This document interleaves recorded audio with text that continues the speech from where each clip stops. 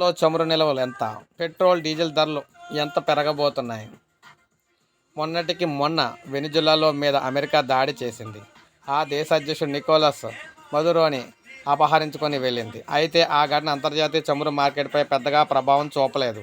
కొన్ని వారాలు తిరగక ముందే ఇరాన్పై ఇజ్రాయెల్ సాయంతో అగ్రరాజ్యం దాడికి పాల్పడింది. ఇరాన్ సైతం అమెరికా సైనిక స్థావరాలు కలిగిన ఇరుగు పొరుగు దేశాలపై దాడులకు తెగబడుతుంది. ప్రపంచ చమురు రవాణాలో కీలకమైన హార్మజ్ సంధిని మూసివేసింది. దీంతో అంతర్జాతీయంగా చమురు ధరలు అమాంతం పెరిగాయి. దీంతో భారత్లోని పెట్రోల్, డీజిల్ ధరలు పెరుగుతాయనే భయాలు నెలకొన్నాయి. అంతేకాదు, ప్రపంచంలో అత్యధిక చమురు నిల్వ కలిగిన దేశంపై దాడి జరిగినప్పుడు పెద్దగా కనిపించని స్పందన ఇరాన్పై దాడి విషయంలో మాత్రం ఎందుకంత కలవరం లేపుతుంది అంటే ఒపెక్ దేశాలే జీవనాడి. ప్రపంచ చమురు మార్కెట్ను శాసించేది ఒపెక్ దేశాలే. Iran, Iraq, Kuwait, Saudi Arabia, United Arab Emirates వంటి గల్ఫ్ దేశాలతో పాటు వెనిజులా, ఆఫ్రికాలోని కొన్ని దేశాల్లో కలిసి ఒపెక్ ఏర్పడింది. రష్యాతో కలుపుకుంటే ఒపెక్ ప్లస్ దేశాలుగా వ్యవహరిస్తారు. ప్రపంచవ్యాప్తంగా చమురు నిల్వలు అత్యధికంగా ఈ దేశాల వద్దే ఉన్నాయి. ప్రస్తుతం ప్రపంచవ్యాప్తంగా సుమారు 1.7 ట్రిలియన్ బ్యారెల్ ముడి చమురు నిల్వలు ఉన్నట్లు గణాంకాలు అయితే చెబుతూ ఉన్నాయి. ఇక టాప్ దేశాలు ఇందులో ఉన్నాయంటే వెనిజులాలో మనం చూసుకుంటే ప్రపంచంలో ఎక్కువ నిల్వలు అయితే ఉన్నాయి. ఇక్కడ చమురు హెవీ క్రూడ్ అవ్వడం వల్ల వెలికితీస కష్టంగా ఉంటుంది. సౌదీ అరేబియా, ఇక్కడ చమురు తీయడం చాలా సులభం, తక్కువ ఖర్చుతో కూడుకుంది. ఇక ఇరాన్లో భారీ నిల్వలు ఉన్నప్పటికీ అంతర్జాతీయ ఆంక్షల వల్ల ఎగుమతులపై ప్రభావం ఉంటుంది. కెనడాలో ఇక్కడ చమురు ఎక్కువగా ఆయిల్ సౌండ్స్ రూపంలో అయితే ఉంటుందన్నమాట, శాండ్స్ రూపంలో. ఇక ఇరాక్లో, పశ్చిమాసియాలో కీలకమైన చమురు ఉత్పత్తిదారులు ఇది. యూఏఈలో, అబుదాబిలో అత్యధిక నిల్వలు అయితే ఉన్నాయి. కువైట్లో చిన్న దేశమైనప్పటికీ ప్రస్తుతం చమురులో దాదాపు 6% వాటా కలిగి ఉంది. ఇక రష్యా, ఐరోపా, ఆసియా దేశాలకు ప్రధాన చమురు సరఫరాదారులుగా ప్రస్తుతం అయితే ఉంది. ఆంక్షలు అయితే ఎదుర్కొంటుంది.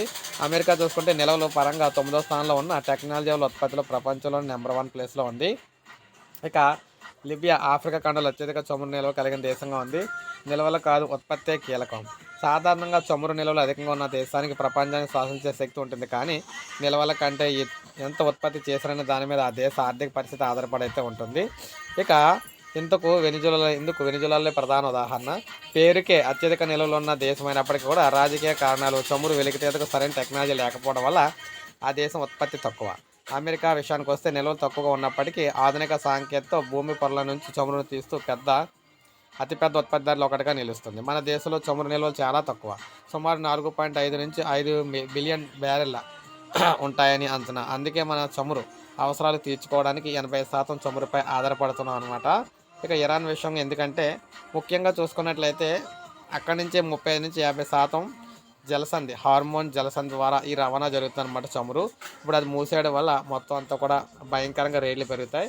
ఇక పెట్రోల్, డీజిల్ ధరలు పెరుగుతాయా అంటే హార్మోన్ సంధి మూసివేయడంతో ముడి చమురు ధరలకు ఆటంకం ఏర్పడుతుంది. అయినప్పటికీ మన దేశంలో చమురు నిల్వలకు ఇప్పటికిప్పుడు వచ్చే నష్టమేమీ లేదని విశ్లేషకులు చెబుతున్నారు. భారత్ యుద్ధం లేదా సంక్షోభ సమయంలో వాడుకోవడానికి భూగర్భంలో చమురు నిల్వలను ఏర్పాటు చేసింది. విశాఖపట్నం, మంగళూరు, పడూరులో ఉన్న నిల్వలు 9.5 రోజుల అవసరాలు సరిపోతాయి. ఒడిశాలోని చండీకోల్, రాజస్థాన్లోని బికనేర్ వంటి మరో 2 నిల్వ కేంద్రాలను ప్రభుత్వం ఏర్పాటు చేస్తుంది. ఆయిల్ కంపెనీల వద్ద ఉన్న నిల్వలు 64 నుంచి 70 రోజులు సరిపోతాయి. మొత్తంగా 74 నుంచి 80 రోజుల వరకు సరిపడా ఇంధన రక్షణ అయితే ఉందని చెప్తున్నారు. అంతర్జాతీయంగా ధరలు పెరిగినప్పటికీ దేశంలో పెట్రోల్, డీజిల్ ధరలు పెరిగే అవకాశం లేదు. అంతర్జాతీయంగా తక్కువ ధరలు ఉన్నప్పుడు కూడా వీటి ధరలను చమురు కంపెనీలు తగ్గించలేదు. 2022 ఏప్రిల్ నుంచి పెట్రోల్, డీజిల్ ధరలు స్థిరంగా కొనసాగుతున్నాయి. ఆ సమయంలో చమురు సంస్థలు తమ మార్జిన్లను పెంచుకున్నాయి. ప్రస్తుతం 10% మేర ధరలు పెరిగిన నేపథ్యంలో చమురు ధరలు పెంచకూడదని ప్రభుత్వం భావిస్తుంది. పెరిగిన ధరలతో నష్టం వాటిన ఆయా కంపెనీలు నష్టాలను సర్దుబాటు చేసుకోనున్నాయి. చమురు, ఎల్ఎన్జీ, ఎల్పీజీ దిగుమతి కోసం ఇతర మార్గాలను అన్వేషిస్తున్నట్లు ప్రభుత్వ వర్గాలు అయితే పేర్కొన్నాయి. సో 74 రోజుల వరకు ఎట్టి పరిస్థితుల్లో పెట్రోల్, డీజిల్ ధరలు అయితే పెరగవని చెప్పేసి ప్రజెంట్ అయితే క్లారిటీ అయితే ఇచ్చేసారనమాట. సో ఇది మనకు తాజా సమాచారం. ఒక లైక్ చేయండి, సబ్స్క్రైబ్ చేసుకోండి, మన ఛానల్ సబ్స్క్రైబ్